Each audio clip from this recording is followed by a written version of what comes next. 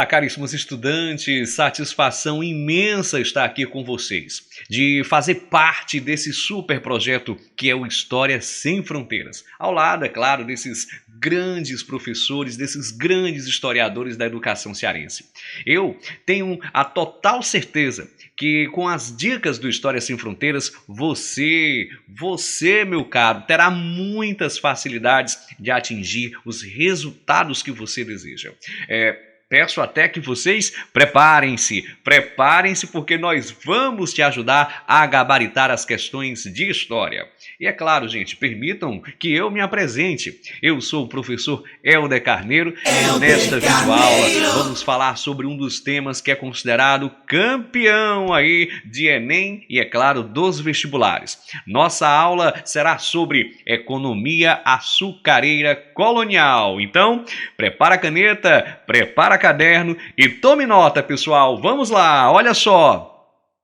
Eu quero tratar, é claro, fazer aqui uma abordagem geral sobre a empresa açucareira no Brasil colonial. E para isso a gente vai voltar aqui lá para o início do processo de colonização brasileira, pessoal. Como todos nós sabemos, a ocupação do Brasil pelos portugueses, ela se fez necessária diante do medo que a coroa portuguesa teve de perder essas terras no Novo Mundo. Como nós sabemos, a ocupação era a forma de legitimar o direito a essas terras. Pois bem, a pressão que a Inglaterra, que a França fazia, né, o interesse que esses países tinham nas terras aqui no Novo Mundo, contrariava inclusive as determinações do Tratado de Tordesilhas. Mas isso eu tenho certeza que você já leu a respeito. Então, olha, assim, é importante dizer que passou a ser importante a construção de uma atividade econômica que permitisse a inserção da colônia dentro dos quadros do próprio mercantilismo europeu. Nós sabemos que as feitorias que foram criadas aqui logo nos anos iniciais da ocupação dos portugueses, ao longo aqui do litoral brasileiro, elas não surtiram o efeito desejado pelo reino português, pois não gerou os grandes lucros com o comércio do pau-brasil, com o comércio de papagaios, além, é claro, de não contribuir para a posse da terra. Outro detalhe importante, gente, é que a dimensão do território brasileiro, a sua variedade geográfica, a generosidade da natureza, com grandes rios, imensas áreas favoráveis ao plantio, tudo isso estimulavam os interesses econômicos da coroa portuguesa. Logo, pessoal, e atenção, eu peço agora a máxima atenção nessa informação que eu vou falar. Logo, era preciso encontrar uma atividade econômica que atendesse aos interesses mercantilistas. Foi justamente isso que passou a ser a opção portuguesa. Como não tínhamos jazidas de ouro e prata no litoral, isso, é claro, passou a incentivar a atividade agrícola pelos portugueses. Então, gente, deveria ser um produto com larga aceitação no mercado europeu e, é claro, um produto que fosse valorizado como mercadoria de troca. Essa era a chance do açúcar, meu povo, olha aí. Mas aí você pode até perguntar, mas professor Helder, por que o açúcar? Gente, alguns fatores foram importantes para a escolha do açúcar. Eu vou aqui listar, por exemplo, alguns desses fatores. Por exemplo, vamos lá. O prévio conhecimento que os portugueses tinham sobre as técnicas de produção do açúcar, gente, em virtude de sua utilização nas ilhas atlânticas já colonizadas por eles, como Açores e a Ilha da Madeira. Outro fator importante era o elevado valor do açúcar no mercado europeu. E a gente também não pode aqui esquecer de outro fator, a gente não pode esquecer da contribuição que essa atividade açucareira ela dava ao próprio processo de ocupação e colonização da terra, ou seja, do Brasil, gente. Lembramos que a melhor forma de proteger a terra contra essas incursões estrangeiras, principalmente francesa, era ocupando, era colonizando a terra. Então, vejam que esses são fatores importantes. Eu poderia também citar aqui o papel dos donatários. A gente sabe que o açúcar ele tornou-se uma opção lógica. Por quê? Porque produziria riquezas, além de atrair, é claro, colonos para essas terras, tá certo? Bom, outra pergunta que você poderia fazer é: onde instalar a empresa açucareira? Gente, a resposta é muito simples. No litoral, é claro. Ora, no litoral nós tínhamos condições climáticas, condições ambientais que eram necessárias ao cultivo da cana. Outro detalhe é que havia também a presença de um solo de barro vermelho negro, o famoso solo massapê, que era perfeito em nutrientes e em componentes para a cultura da cana. Esse solo era tão bom que nem precisava, gente, de fertilizantes. Olha que bacana. E detalhe, produziria cana todos os anos. Olha que interessante, hein? Outro detalhe, gente, é que o litoral, ele tinha uma maior proximidade em relação ao continente europeu e as vantagens do próprio meio natural por ser o litoral dessas terras. Então, a gente sabe muito bem que isso foram fatores preponderantes, digamos assim, para a escolha do litoral. Claro que nem tudo são flores. Haviam consequências negativas da escolha do litoral? Sim. Eu poderia citar aqui o próprio processo de destruição da Mata Atlântica e o desequilíbrio ambiental que foi provocado pela escolha do litoral, pessoal. Outro fator importante era o deslocamento de vários indígenas para o sertão. E eu cito como exemplo aqui, é claro, o povo Tupinambá, tá certo? Então, essas seriam consequências negativas. Bom, eu acredito que até agora ficou bem claro o porquê dessa escolha do açúcar, tá certo? Os fatores que foram essenciais para a escolha desse cultivo. Agora, gente, nós vamos falar sobre o engenho propriamente dito, tá certo? A palavra engenho, o termo engenho, inicialmente ele era usado apenas para tratar do maquinário ou maquinismo, onde a cana era moída. Só que com o passar do tempo, esse termo ele passou a definir toda a propriedade e, é claro, tudo que havia dentro dela. Eu costumo dizer a todos os meus alunos que o engenho era o centro pulsante da vida social nas regiões marcadas pela lavoura de açúcar, gente. E detalhe, quando se fala em engenho, 3 fatores importantes nós não podemos esquecer. Primeiro, é claro, a produção da cana-de-açúcar, que era em larga escala. A própria fabricação do açúcar seria um segundo fator. E, gente, tudo isso voltado para qual mercado, hein? Claro, você deve ter pensado nisso. Eu me refiro ao mercado europeu. Então, esses são fatores essenciais. A gente sabe também que a economia açucareira, ela permitiu, gente, a ocupação da maior parte do litoral brasileiro, sobretudo o nordeste do Brasil. Além, é claro, da construção de fortificações e fornecimento de armas para a defesa da colônia, uma vez que isso era patrocinado por esses senhores de engenho. E não podemos esquecer um detalhe, o papel religioso que o próprio engenho desenvolvia, na medida que a capela do engenho, ela tornava-se o polo de atração de fiéis daquela região. Outro ponto importante quando nós falamos sobre os engenhos é entender quais eram as partes de um engenho. E é claro que você sabe, havia a casa grande, havia a senzala, havia a capela, haviam também aquelas partes que eram as edificações ligadas à produção de cana, gente, como, por exemplo, a casa das fornalhas, a casa de purgar, a caixaria, o sobradinho, ou como também era chamado, o palanque, a casa da moenda. Todas essas partes eram os locais por onde se processava a fabricação do açúcar, certo?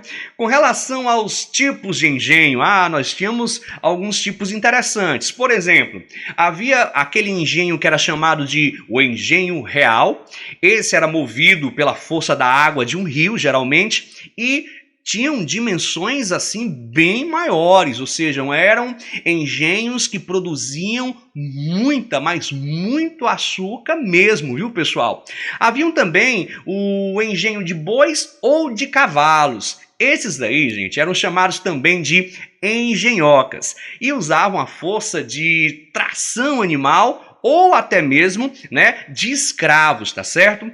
Bom, com relação a esses tipos de engenho, a gente percebe que existiam também outras denominações, né, a respeito desses tipos de engenho. Por exemplo, a gente pode falar nos engenhos correntes, haviam também os engenhos moentes e haviam aí as famosas engenhocas ou trapiches, que eram aqueles que se destinavam a produzir aguardente e, é claro, gente, rapadura.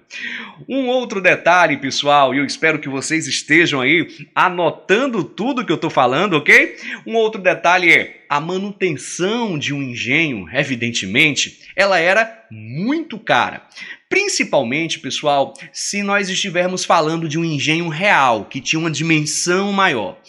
Por isso, a coroa lusitana ela incentivava os proprietários de engenho a procurar financiamentos junto a banqueiros e comerciantes.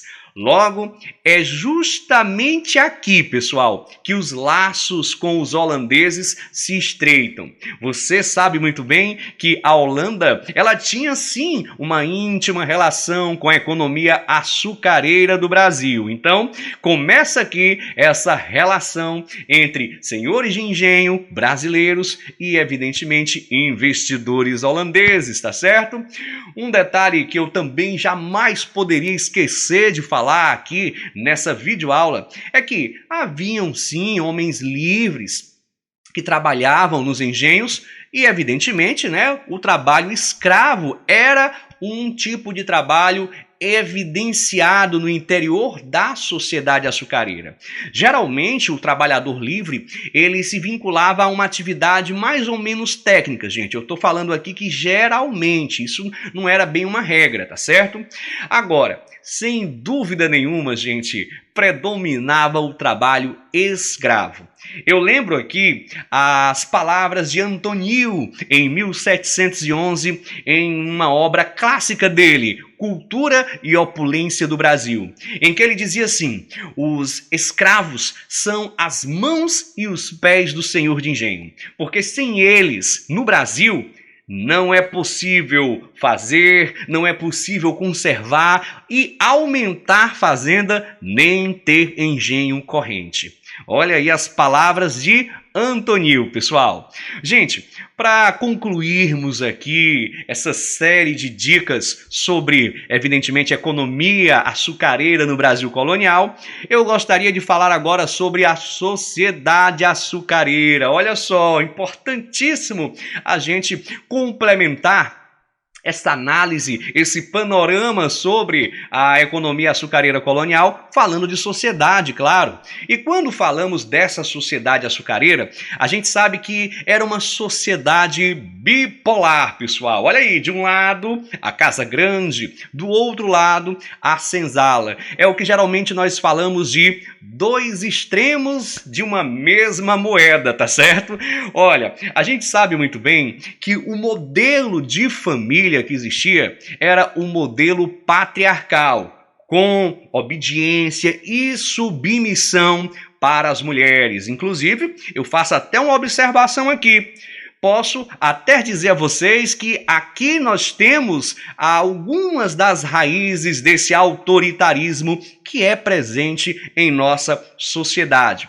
Com relação aos filhos, né, destes senhores, dessa sociedade, aos filhos homens, o aprendizado, gente, era o aprendizado do mando, claro, né? Sendo o primogênito educado para o futuro comando do engenho, enquanto os seus irmãos, eles preparavam-se para o sacerdócio ou para uma vida acadêmica, geralmente aquele bacharelado em Direito lá em Lisboa. E olha só uma curiosidade que é importante sim, principalmente se você for fazer o Exame Nacional do Ensino Médio. Com relação à vida sexual, é claro, gente, numa sociedade açucareira, essa vida sexual ela era marcada por extremos, dois extremos. No caso, mulheres brancas. As mulheres brancas, a elas eram ensinadas a pensar, por exemplo, o ato sexual com seus maridos não como uma fonte de prazer, viu, gente? Mas sim, uma obrigação matrimonial com o objetivo claro, né, e direto da geração de filhos, tá certo? Agora, se nós formos falar das mulheres negras, essas eram fontes de uma eterna mística que lhes adjetivava atributos de sensualidade e, evidentemente, perversão que aguçavam os desejos dos brancos. Eram, digamos assim, utilizadas como objetos de prazer para os senhores de engenho e para os seus filhos, dando origem aí, e essa é uma observação que eu faço, a uma mentalidade permissiva à violência sexual contra as mulheres. Por outro lado, gente, a gente também não pode esquecer do mundo da senzala. E atenção, quando se fala do mundo da senzala, esse era o mundo da exclusão. A gente sabe que os escravos, a eles eram impedidos constituírem família, eles eram isolados dos seus laços tribais, laços de parentesco, a violência era uma realidade constante, trabalho pesado, má alimentação, roupas em farrapos e por aí vai. Pois bem, pessoal, evidentemente que essa videoaula ela tem o objetivo de te trazer um panorama geral. Eu acredito que essas informações, elas são informações preciosas e com elas você já pode resolver inúmeras questões. E falando em questão, claro, a gente vai resolver uma questãozinha que eu selecionei aqui do Enem 2011. Vamos à questão. Olá, caríssimo estudante, então vamos agora à resolução da nossa questão do Enem. Olha aí, uma questãozinha do Enem 2011, ok? Vamos fazer a leitura dela. Olha aí. O açúcar e suas técnicas de produção foram levados à Europa pelos árabes no século VIII durante a Idade Média, mas foi principalmente a partir das Cruzadas, século XI e XIII, que a sua procura foi aumentando. Nessa época, passou a ser importado do Oriente Médio e produzido em pequena escala lá no sul da Itália, mas continuou a ser um produto de luxo, é claro, extremamente caro, chegando a figurar até nos dotes de princesas casadoiras. Olha aí, gente. Vamos ao comando da questão. Considerando o conceito do antigo sistema colonial, o açúcar foi o produto escolhido por Portugal para dar início à colonização brasileira, em virtude... Olha, pessoal, nós falamos sobre isso no início da nossa videoaula aqui do História Sem Fronteiras. Você viu alguns fatores que foram responsáveis pela escolha do produto, do cultivo da cana. Entre esses fatores, nós falamos sobre o fato de Portugal já conhecer as técnicas de cultivo desse produto. Falamos também, é claro, sobre o fato de que o açúcar, ele fixava o homem na terra e isso ajudava, claro, no processo de colonização do Brasil. Agora, tem um fator que ele é extremamente importante. Nós vimos que esse produto ele era extremamente valorizado no comércio, no mercado europeus, gente. Então, sem sombra de dúvidas, isso contou muito. Sabendo disso, vamos ver as opções que a questão, ela nos mostra. Então, vamos lá.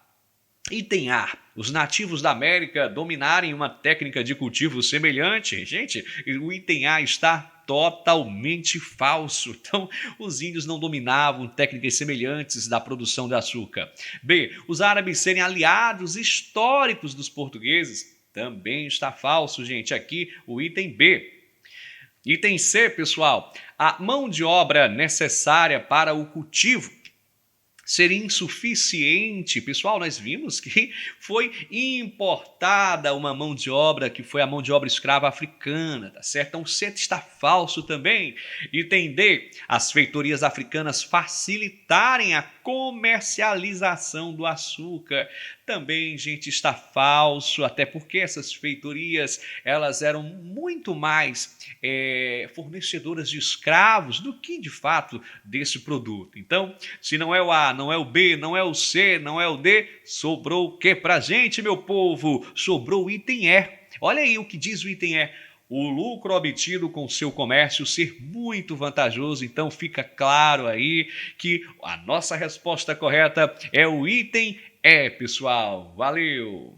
Muito bem, pessoal, olha só, espero que você tenha aproveitado bastante essas dicas do História Sem Fronteiras. Eu sou o professor Helder Carneiro e até o nosso próximo encontro, até a nossa próxima videoaula. Valeu!